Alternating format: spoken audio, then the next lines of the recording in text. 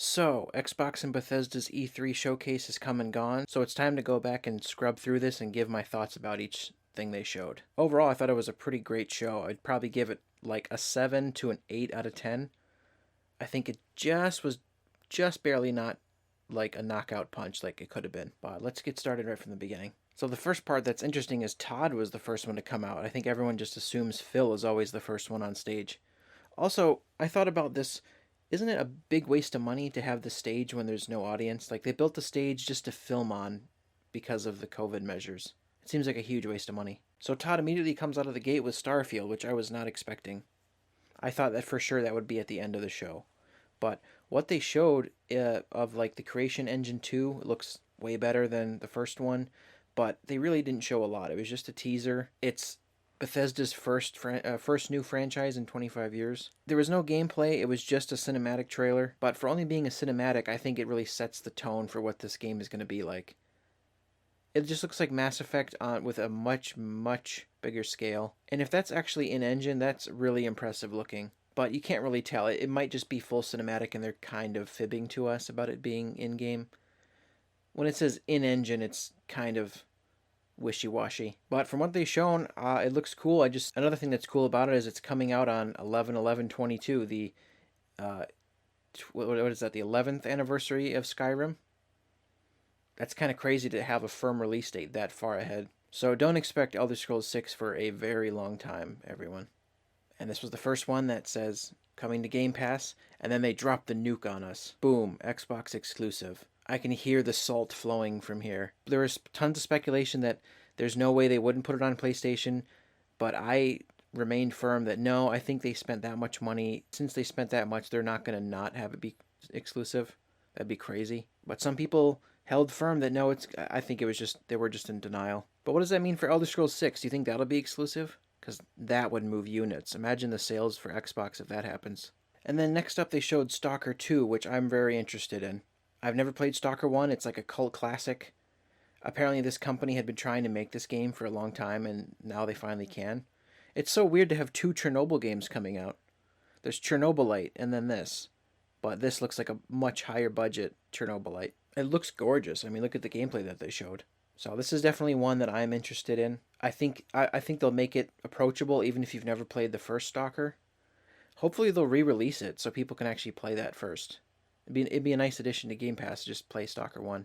And the joke here was that this guy looks like Leon Kennedy from Resident Evil. I've heard several people, I made the joke while watching, and I've heard several other people go, is that Leon? So it looks open world, it looks Metro-ish. I assume you can explore the entire Chernobyl exclusion zone. Also, one thing I noticed, look how good his mouth animations are here and his hair animations. It looks very good. But not a ton of gameplay, but it's still kind of early for that. The full title is Stalker 2 Heart of Chernobyl, coming April 28th of next year, so Q1 next year. Game Pass as well, and that's the thing is they announced that I think they said 27 out of 30 of their games they showed today would be in Game Pass, which is very impressive. And then they move on to show more Back for Blood, which I am pretty hyped about. I think it's the closest we'll ever get to Left 4 Dead 3. I think we have to face the reality that we're never going to get proper Left 4 Dead 3 because Valve just doesn't want to make games. But the fact that these are the original developers, it's basically Left 4 Dead 3. You might as well have gotten the IP name from Valve, but it looks like a ton of fun.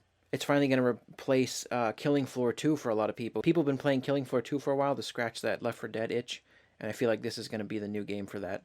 Another Game Pass game on day one that I think Game Pass alone can sell consoles at this point.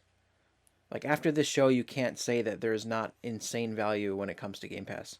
And then they get to this teaser, and I didn't know. A lot of people were like, what on earth is this?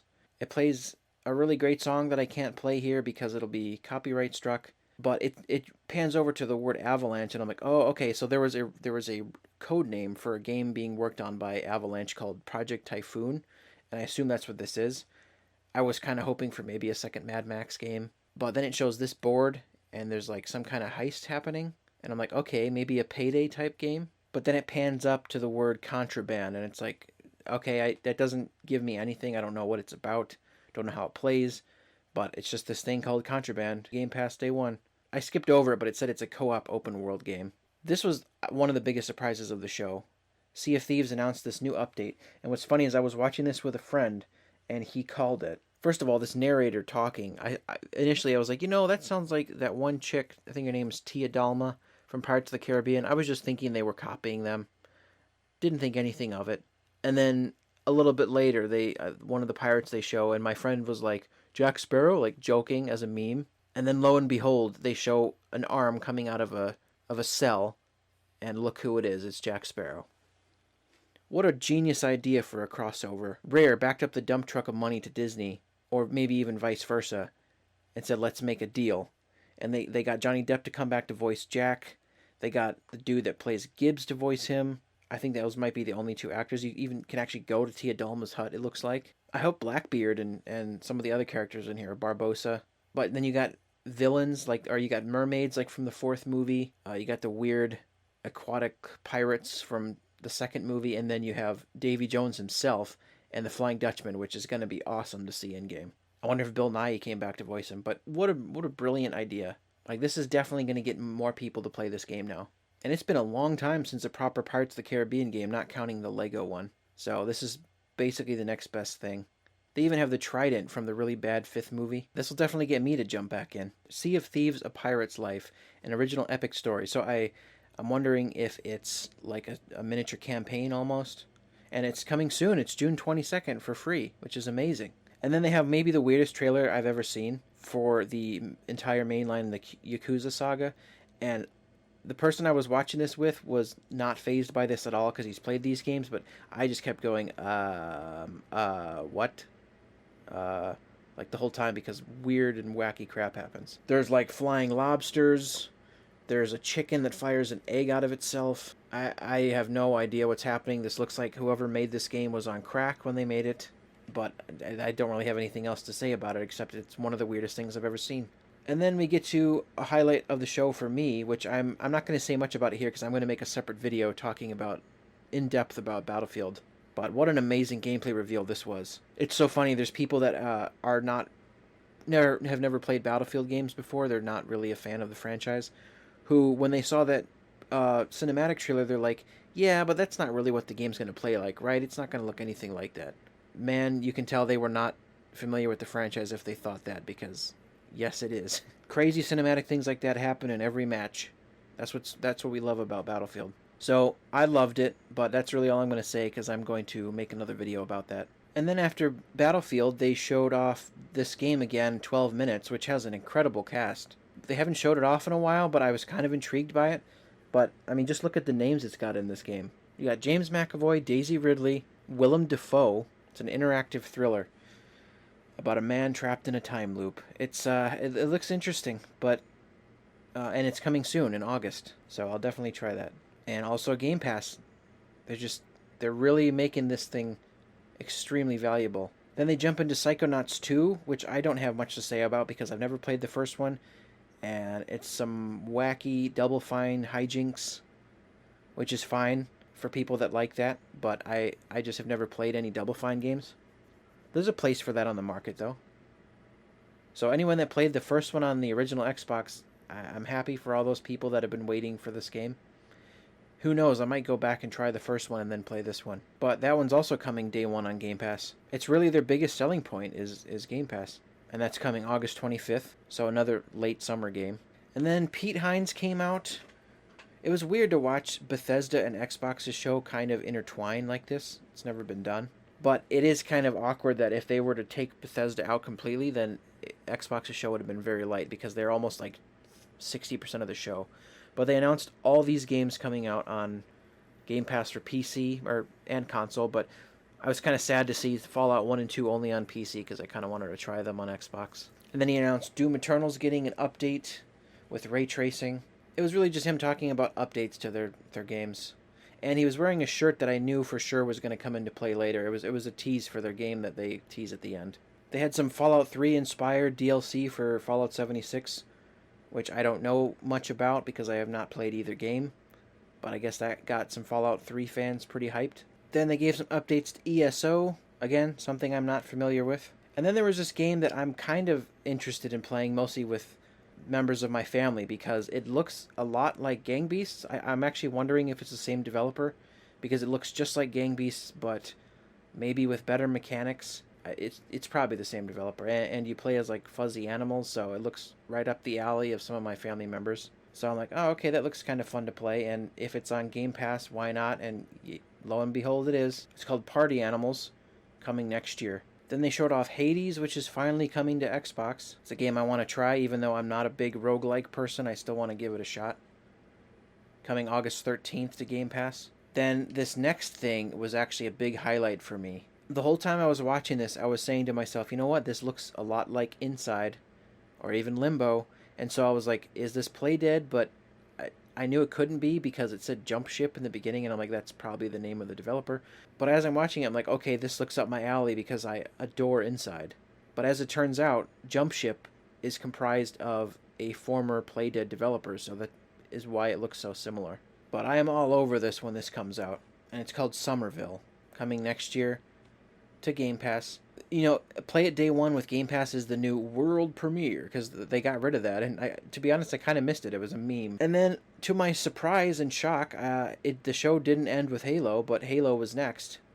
And just like Battlefield, I'm going to not say much here because I have a separate video talking about those. The general overview of it is I think what they showed is fantastic, but I don't think they showed enough. With the game being this fall, they should have showed way more than this. So that has me a little concerned for the game in terms of how far along it is in development. I am confident that it probably will still come out this year. And it was great seeing Joe Staten back. It's crazy because he hasn't been on stage for Halo and probably since the first one. Well, no, actually ODST he was there too, but so he's been here since the beginning. And also, does that man ever age? It's weird. He almost looks younger now than he did in 2001. But like I said, I just absolutely loved everything they showed. I don't want to go too much into detail because I have a full breakdown coming. So I'm going to move along. You'll just have to watch my videos for that later then. Next up, Blizzard showed off Diablo 2 Remaster. I've personally not played any of the Diablo games, so I don't have much to say about it. Maybe I should give it a try. But they showed the before and after of how it used to look and how it looks now. It looks like a really good remaster, so I'm glad for all the people that like dungeon crawlers. I've played one. I tried Minecraft Dungeons just because it was on Game Pass, and I'm like, oh, this is kind of fun, so I might enjoy this. So the next thing they showed is by far the biggest surprise to me, but it's also the thing that got me the most excited because it came completely out of left field, and I just was not expecting this whatsoever.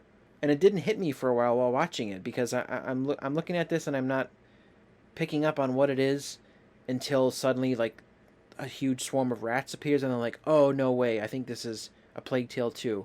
And I played that last year, I believe, just on a whim because it's on Game Pass and I heard good things about it. Again, Game Pass is great for discoverability and playing games you otherwise wouldn't have paid for. So I played that. I absolutely loved it. So, and didn't think there was any indication of a sequel. I don't think there was any sequel bait. I thought it was a one and done. But this is great. I loved the first one. So I'm super happy to find out that they're making a sequel.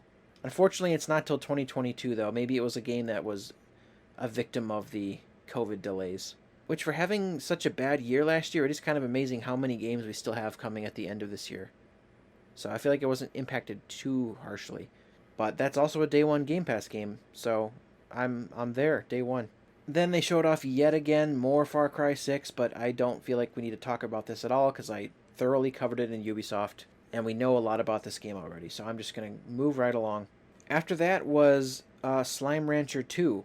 Not a sequel I thought that would get made, but I guess people like farming slimes. That's really all I have to say about that. And then that's also coming to Game Pass next year. After that, I thought this was like a Steep sequel or something, but that wouldn't make sense because that's Ubisoft. And then I thought maybe an SSX game, but it wasn't that either. It turned out to be a new snowboarding game called Shredders. Not my cup of tea, but if people like SSX, I suppose they would like this. And that's coming out December of this year on Game Pass. So the fall is really filling up now. And then another game I'm super stoked about that I feel like has been in development for like a decade or so, Atomic Heart, which is a very Bioshock-esque looking game. It's like super Russian Bioshock. And just everything I've seen of that game looks so cool. And this was not one I was expecting to be on Game Pass, but it is. They must have made a huge deal with the developer then. Sadly, no release date or even a release window. It just says coming to Game Pass. We keep seeing trailers of that game over and over and over again with no trailer or with no release date. Then they showed off this really neat looking 2D game with like pixel art, like some just absolutely gorgeous pixel art. It's definitely something I will play. It's called Replaced. To be honest, it looked like that one game called what was it called? The Night Before, or A Night of, something like that. I don't know if this is the same game, just renamed and redone, but it looks a lot like that style. But that's coming next year also to Game Pass. I hope Game Pass gets people to like expand their gaming palette, because it certainly has for me. Then Obsidian announced a huge update to Grounded, which is exciting for me and my sister who play this game. That's called the Shroom and Doom update. And like the Sea of Thieves update, it's free and it's coming soon. In fact, in a few weeks. And somehow they're adding achievements, even though it's an unfinished game. I don't know how that works, because it's not a 1.0 yet. And then finally, this feels like too little too late, but finally Among Us is coming to Xbox. I feel like that should have happened last year, but okay. But now there's 15-player lobbies, so maybe that'll finally get me to try that game, because I still haven't. I just know the memes. That's also a Game Pass thing, and it doesn't have a date, it just says coming soon. Then there was some Animu. I got nothing. Not a Final Fantasy guy, so I'm just gonna move right along. Then they had this game which looked kind of like a twin stick shooter. Well, actually, it's called The Ascent, but that's coming out very soon, so I'm not sure why they even. It was just like a commercial for that game. Then they showed off Age of Empires 4. I'm not really a strategy game guy, so I don't have much to say about this. I know it's been pretty anticipated though. That's coming to Game Pass for PC. Maybe it'll come to Xbox later in October. Because sometimes tactics games come to PC first and then later on Xbox, like Gears Tactics did. Then, this was by far the best trailer of the whole show. It was a very tongue-in-cheek, humorous trailer, and they were basically making fun of how E3 trailers show nothing. It was actually really well done and clever, and because of that tone of this trailer, I thought for sure this was Fable. Because Fable has like a sense of humor throughout the whole thing, so that was convinced me. But it was a surprise announcement for Outer Worlds 2, which seems super early. Like, that game came out, what, late 2019? And they're already announcing a sequel? Like, man, Obsidian, you guys work fast. I don't think it's going to be anytime soon, though. But that was definitely a highlight of the show. I still have yet to play the first one, but I still want to. But it's so early that they don't even have a date on it, or like a release window. But that's also coming to Game Pass, which is not surprising since they are a first-party studio now. And then this was expected. Microsoft Flight Simulator finally coming to console, which means I'm finally going to jump in because this game looks incredible. They scanned the entire planet for this game, and it looks like a technical marvel. Just for that alone, for the novelty of it, I just want to try it. I'm not looking to be a pilot or anything, but it just looks gorgeous. I have the feeling it'll kind of scratch that same itch that Forza Horizon does, where you just fly around and land at airports if you want, or you just look at the whole world. So I'm definitely up for that. And then that's coming to Game Pass on July 27th, so pretty soon. And then another movie tie-in. This is a really cool one. I knew immediately what it was. I heard the theme, and then it says his name on the side of the plane. I'm like, oh, they're doing a Top Gun crossover. That's so cool. They're really killing it with the movie crossovers. Instead of making garbage tier movie tie-in games like what they used to do in the past, these really smart crossovers with big games are a much smarter investment. And then this is kind of where the show came to a screeching halt for a lot of people. Ironically, it turned out to be the rumored Mexico setting for Forza Horizon 5. I mean, don't get me wrong, I'm going to play it because I adore Forza Horizon 3 and 4 especially, but I'm not even a big racing game guy, but those games are so much fun. And Mexico seems like a really cool setting. I don't know how you're going to top Australia, though, from 3. But I think people's biggest problem with this was the show was super well paced throughout the whole thing, and then suddenly they spend like 10 minutes on this, which is not the game you need to spend 10 minutes on. Actually, it might have even been 15. But you should have spent that much time on Halo, because that's their big like seller this fall. And this is Playground Games, which I'm going to spoil it now, but we get nothing on Fable. So I was expecting them to talk about Fable right after this, because this is the same studio. But they've never spent this long on a Forza game. It looks incredible, just absolutely stunning, which isn't a surprise for Forza, and it's their biggest map yet. But the coolest part about it is they added essentially Forge from Halo into it, which is going to make the life of this game much longer, because you can make crazy stuff like this, like bowling with your cars. That's a really neat feature. But then that was kind of it. Phil finally showed up. Took him long enough. And then they put up this graphic showing all these games coming, some of which they didn't even talk about. Like they didn't mention the Gunk or Hello Neighbor 2. I get that they don't have time to mention them all. But, what's kind of concerning here is look at all these. They all have pretty solid dates, right? There's like June 13th, June 22nd, July, August 13th. And then one of them just says December. And then some just say 2021. But it is kind of concerning that Halo just says holiday. So I hope nothing's going wrong with the development. Also, thing that I'm also interested in is Scorn. I've been waiting and waiting and waiting on that game too, just like Atomic Heart. It's finally coming this fall. Also to Game Pass. So, man, you just gotta love Game Pass. Sony's got to step it up and make an answer to that if they want to stay ahead. After watching this a second time right now, I just realized that Phil was wearing a Bethesda shirt over his Xbox shirt. It's a partnership that makes sense. They've been working with them for 20 years now. But then they had a one more thing that they always do. And man, I was really hoping for something like from one of their other studios, like Obsidian showing more of that wouldn't be a big deal to show more of Avowed. It had to be like a new game. But it's a new game from Arcane Austin, and the thing that bums me out the most is I would have killed for Prey 2. Man, I wanted Prey 2. Prey, I think, is one of the most underrated games of last generation. But as soon as this started playing, I'm like, okay, this is probably that shirt that he wore earlier, that Pete Hines wore earlier in the show. But also, I think it's the rumored. There was a code name for a game called Omen that was rumored to be being made by them, and it was supposedly a vampire game. But as you watch this, you're like, this doesn't look like a vampire game. It looks like kind of like a weird shooter. And that's something that's disappointing to me is I feel like Arcane is maybe moving away from what they did best. Like, I love Dishonored 1 and 2. I love Prey. But it feels like they're creeping more into shooter territory, which is not what I love Arcane for. With Deathloop and this, both their studios are making a shooter. But why a vampire shooter? I kind of feel bad for all the people that heard Arcane's making a vampire game and their first thought was something like Dishonored. But I bet after they saw this, they're like, that's not what I was thinking. I thought it would look like that game Vampire from Don't Nod, but it looks nothing like that. I guess we'll have to wait and see more. It was just a cinematic, and the title of it is Redfall, which is interesting because for a long time there was a trademark from Bethesda called Redfall, and people were speculating that is the name of Elder Scrolls 6, like Redfall was the next region that you explore in the game. But no, it turned out to be this. Can't say much about it. We're just going to have to wait. But it's a summer of next year game. So about basically the same window that Prey was when that came out in 2017. But that's also a Game Pass game.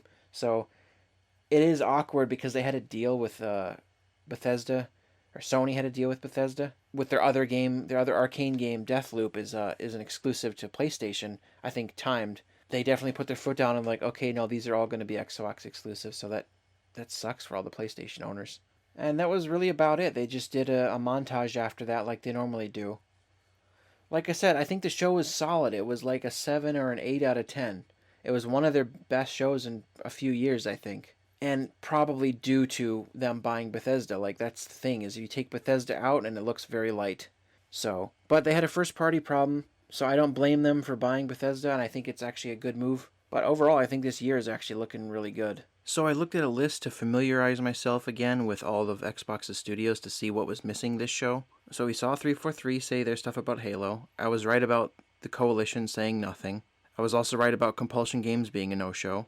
Double Fine was there. But one of the first big omissions that I noticed was no initiative. There was nothing on Perfect Dark again, which is kind of shocking to me.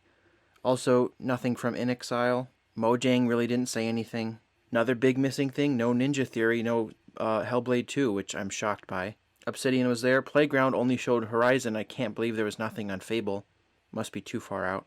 Rare had Sea of Thieves, but there was no Everwild, which they showed last year. Oh, also Obsidian said nothing about Avowed. Turn 10 is presumably working on the rebooted mainline Forza Motorsport game that they showed last year. Undead Labs and State of Decay 3 wasn't there. World's Edge showed Age of Empires 4. Kind of weird that Tango Gameworks wasn't there to show more of Ghostwire Tokyo. probably because that's a timed exclusive for PlayStation. But the biggest bummer for me was no machine games. Nothing from the Indiana Jones game, but the big thing I thought they were going to reveal was Wolfenstein 3 finally. But it seems like maybe that's not even coming. Maybe Youngblood didn't do well enough for them. I certainly hope it still happens. And I thought maybe there'd be some more third-party games shown on their stage. Like, I thought for sure Volition would show Saints Row 5 on their stage, but that didn't happen. And I was hoping some, like, WB Games would show some stuff on Xbox's stage. And also another big thing, no studio acquisitions. I was shocked. I predicted they'd buy Telltale or something like that, or WB Games, but no, nothing. So yeah, it was kind of interesting. There was like 4 or 5 or maybe even 6 first-party games that they just went silent on. And then I also watched the Square Enix show later on, but there's not a ton to say about that. I might make a video for that. We still have a few more showcases for E3 this year, and out of the ones that are left, the only ones I really care about are Capcom, Take-Two, and Nintendo. So I hope they bring the goods as well. Oh, and I almost forgot to mention, they also announced a fridge, which this was already a thing, but they showed off a mini fridge of the Xbox, which I think is hilarious. It basically happened because of a meme. People said that the console looked like a fridge, and so they made it. Imagine having so much money you can just spend it on a meme. That's where Microsoft's at now. Also, imagine putting that next to your actual Xbox. You're going to not remember which one's which. Anyway, that's just a weird goof that they added. It wasn't even at the showcase, but it was later. And then tomorrow they're actually going to have another video about Halo and detailing the multiplayer more. So, Xbox's E3 continues even after the first thing. And I do hope we get some kind of Halo event later before the game comes out. They show campaign more, because that was kind of disappointing that they didn't show that much campaign. But that's really it for Xbox this year. That's all I really have to say about it. I hope from here on out it's just great shows in years to come for E3. And finally, Microsoft will turn the ship around with Xbox. So I'll see you guys in my other videos, and thank you guys for watching.